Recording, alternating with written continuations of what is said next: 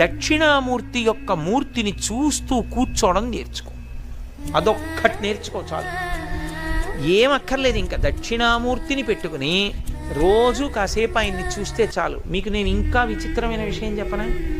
సంటి పిల్లలు కొంచెం కొంచెం పెరిగి పెద్దవాళ్ళు అవుతున్నప్పుడు ఇంట్లో అందమైన దక్షిణామూర్తి విగ్రహం ఉండి, విగ్రహం అంటే ఫోటో కనీసం ఉండి, పిల్లలు కాసేపు దాని వంక చూడడం అలవాటైతే మీరు చూడండి, నేను యథార్థం చెప్తున్న, పెద్దలు నిర్ణయం చేసింది, వాళ్ళు కళ్ళు తిప్పి ఆడుకుంటూ ఆడుకుంటూ పాకడం కూర్చోవడం వచ్చినప్పుడు చూసినప్పుడు వాళ్ళు నిశ్చలంగా కాసేపు ఇలా దక్షిణామూర్తి వంకే చూస్తారు.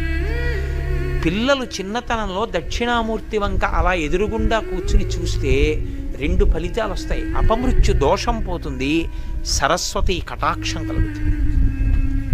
అందుకే అసలు ఇంట దక్షిణామూర్తి ఫోటో లేని ఇల్లు ఉండరాదు. అంత